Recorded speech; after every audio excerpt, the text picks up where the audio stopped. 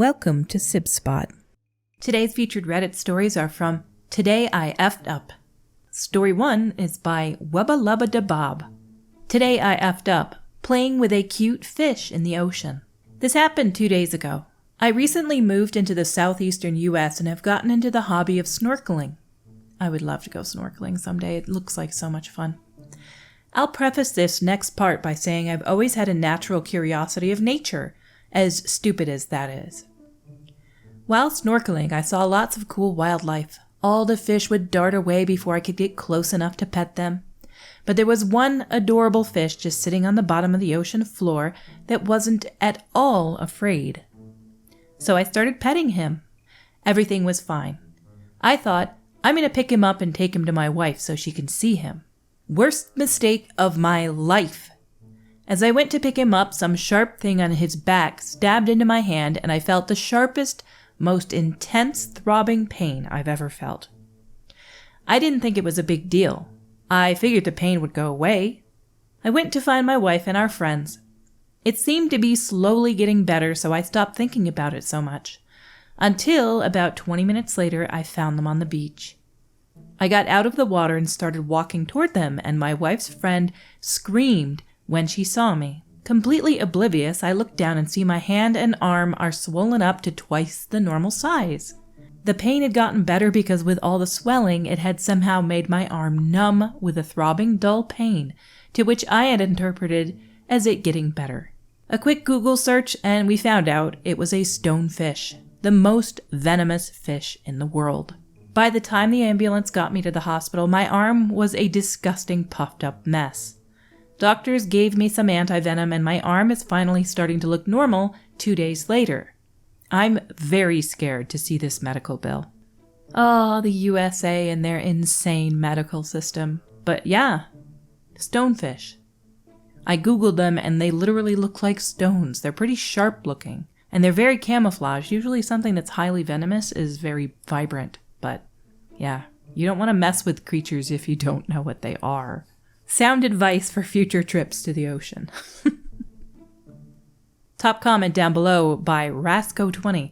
You and I have very different definitions of adorable. I have to agree with Rasco. They are not a pretty fish. They're not adorable. It's not like a clownfish, which actually are adorable. Our next post is by Throwaway230520. Today I effed up by being honest about how I'm feeling. So this is still an active Today I effed up. My wife has been off with me all day, apparently because I've been moody. Personally, yeah, a bit frustrated, but nothing overly bad. She likes to tell me I'm in a bad mood when I'm like this, which is always helpful, but whatever.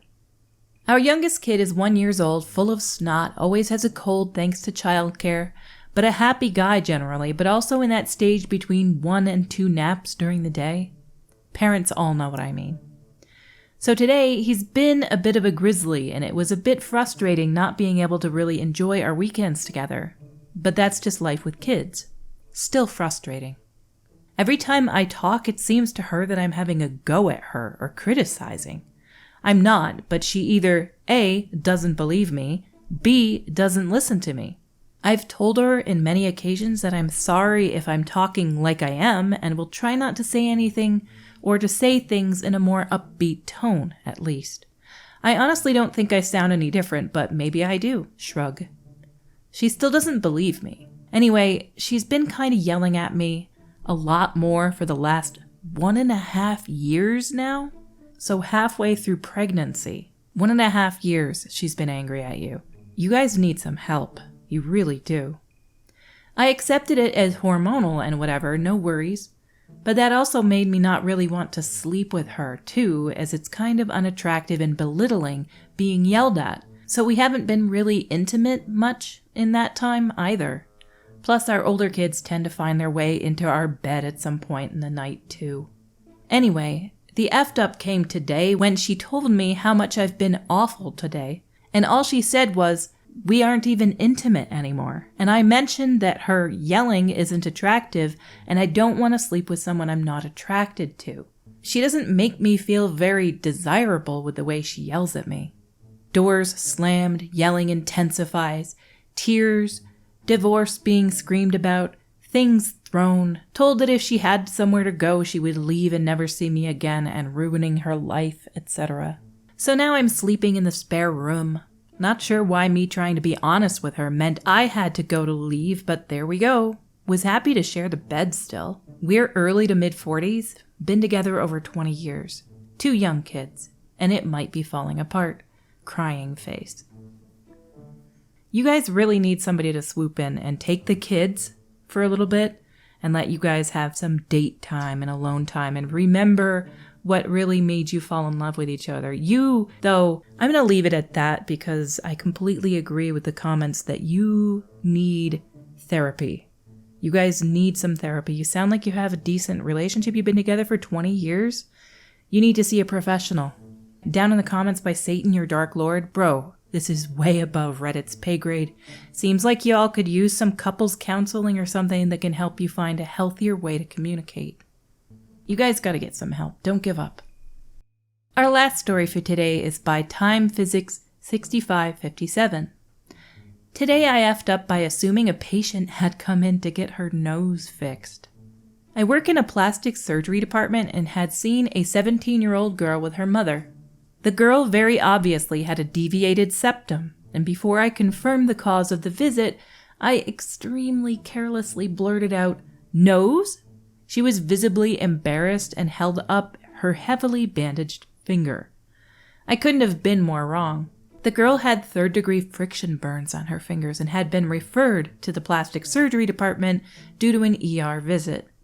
She had a pyogenic granuloma form during the burn healing process, and when it bled, it had initially been mistaken for arterial bleeding. During the process of cleaning the wounds and properly dressing them, I noticed her looking closely in the mirror behind her a lot. So much that I think I may have actually caused a self-confidence issue in someone already vulnerable to them. I haven't been able to stop thinking about it and feel like a major jerk. Terrible. Terrible.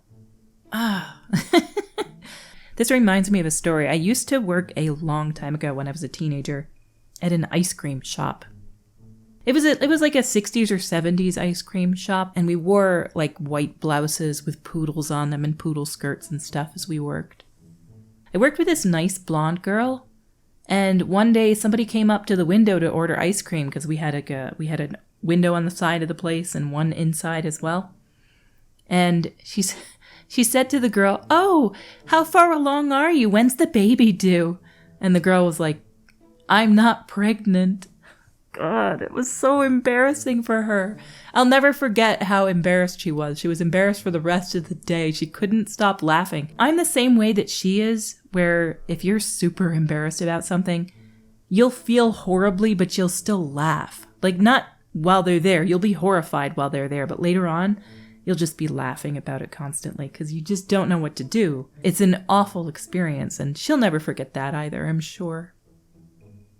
Never ever assume that somebody has a condition until you hear it from their own mouths.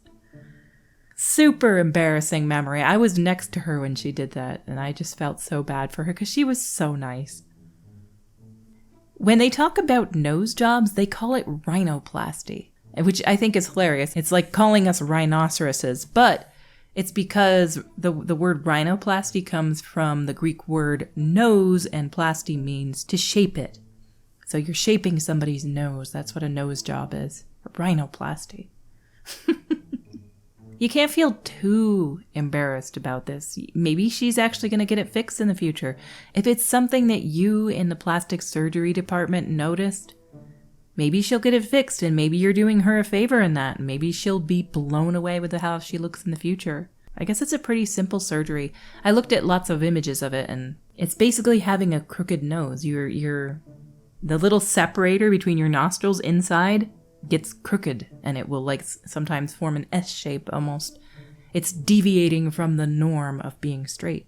Maybe this is a good thing in the long run. Maybe instead of her having self-confidence issues for the rest of her life, it'd be great if something good came of this. Our stories for today have come to a close. If you enjoy this content, please click like or subscribe, or leave a comment below. Clicking subscribe, by the way, doesn't actually cost you anything. It just shows that you support the channel. So if you feel compelled to click subscribe, please do. It just helps my channel grow in the YouTube algorithm.